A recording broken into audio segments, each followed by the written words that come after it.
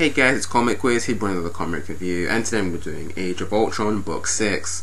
So, we find that Wolverine, he has gone back into the past now. So, he's walking around, but then he finds out, as he's sniffing around the area, he finds out that Susan actually followed him.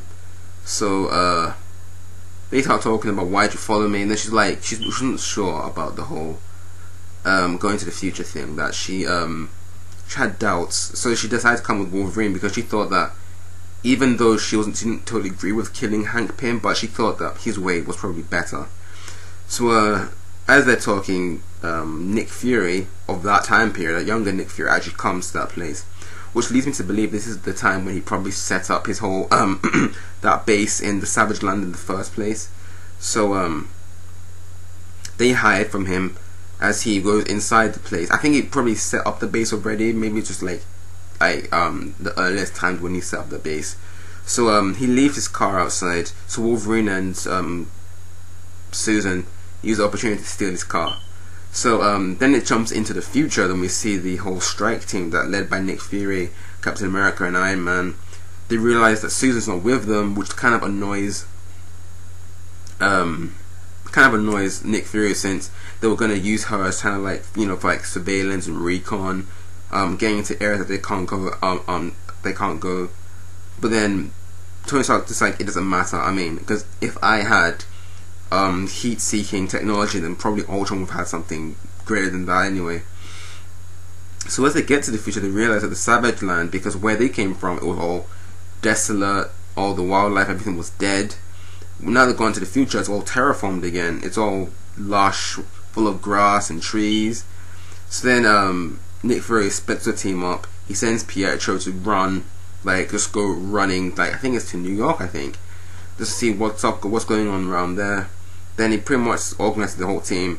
Then he gets Storm to levitate them and to fly them into New York. So yeah, eventually they get there, and they realize that the whole city is being reconstructed. It's now become Ultron City.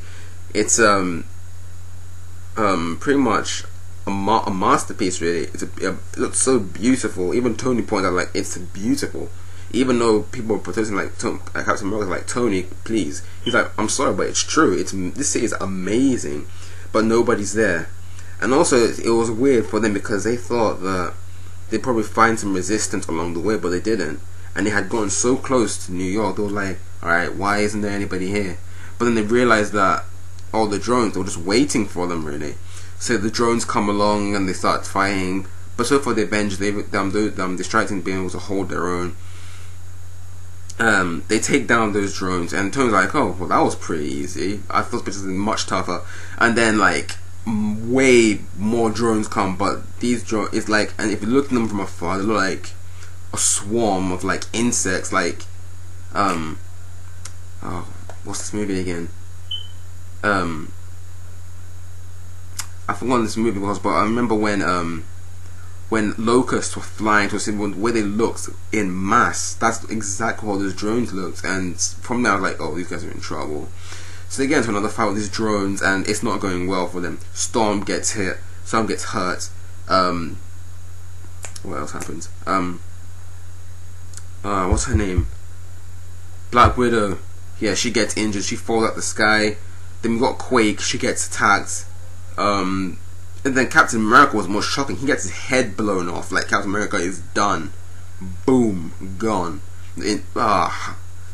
Honestly, they're not afraid to kill off people, high-profile heroes in this series. They're not. They're just hacking them off. First, She-Hulk, then Luke Cage, and now Captain America, all dead.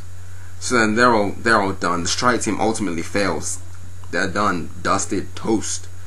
So then we go back into the past.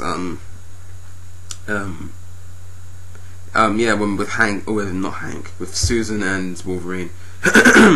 So they go to Hank Pym's laboratory where he's working on Dragon Man. And he's talking about how Dragon Man was how he's artificial intelligence. How although he's not very sophisticated, he's just a mindless monster at the end of the day. And also, he's also thinking to himself about how he hasn't created anything worthwhile, but he wants to create a new artificial intelligence, something which would be superior than what Dragon Man is, something that would be better than humanity, smarter, that could better humanity in all different ways. So as he's talking to himself about this, we get to see that this is pretty much where he gets the idea to create Ultron. But then as he's saying this, Wolverine comes in, but earlier on, before he gets into that, he tells Susan to wait outside by the car. So when Wolverine gets him, he confronts him, is like, you just thought about it, didn't you? You just thought about, even though you're talking about how great your Ultron creation can be, you just thought about how dangerous and destructive it can ultimately result in as well. So then he's talking about saying he has to get rid of him in order to save everybody. But then Hank Pym retaliates and he turns into his giant man form and again into a big fight. But ultimately Wolverine, he injures Hank like really bad. He cuts his hands, he cuts his stomach, and then he's about to finish him off until Susan walks in, and she's like conflicted. She's like, alright, there has to be a line we can't cross. I mean, we can't do this. But then Wolverine goes on about saying, remember your children, remember your husband, and how this guy, it's all his fault that they're all dead. And she starts crying, breaking down. It's like, I know, but we can't do this. But then Hank's like begging her, please, Susan, get him off me, get him off, that he's crazy, that I would never do anything to hurt anyone. Then Wolverine's like, please, let me do this. Then she does. Then she turns away, and then Wolverine kills Hank Pym. Hank Pym is gone. The creator of Ultron, dead. So seemingly, they seem to have done it, really. Susan's like, alright, what do we do now? The Wolves like, alright, just go back to our time period and hope for the best, because really nothing can get any worse, can it? Then that's where the issue ends. So overall, I really enjoyed this issue. The story is definitely developing. It's definitely getting better from what I was initially thought of the whole series, because I thought, what was the whole point of it? Because it's not related to the whole present continuity. But also it was a bit slow for the first 3 issues, but now the story is really picking up some pace. Now they've seemingly defeated the creator of Ultron, and it's a good thing that they went back in time as well, since the whole strike team from the future, they failed. I mean, Captain America has his head blown off. They're done, toast. So yeah, I like the fact that they're willing to, but maybe because the fact that it's not related to present continuity, they're just not hesitating to kill off anyone. Anyone can die, really. But from the preview for next week's issue, it seems like the whole situation is not over yet. So I'm really interested to see where this goes. But overall, this was a really good issue. I really enjoyed it. I love the risk they're taking with this, and also how is this going to play out, because ultimately this whole butterfly effect will definitely affect the future. But let's see how it will affect. Would it be good? Would it be bad? Or will things actually be worse than with Hank Pym being dead and not being able to create Ultron now? So yeah, overall I'll give this issue an 8.5. Really good battle chapter with the whole strike force at the beginning. But also I had a problem with this issue, and that was the fact that they don't actually specify when the time periods they are going back into. Because when they go into the future, they said sometime in the future. No, many years into the future. When they go back in time, they go many years into the past. Like, they never specify when, what time period. I mean, there's kind of like the sense of lack of I don't know what to explain it, but it's like you don't know when these things are happening. You don't know when time periods are occurring. So it's kind of not confusing, but in a way it doesn't kind of leaves you hanging a bit with the whole when these things are taking place. So overall, like I said, I give it an 8.5. Very good issue.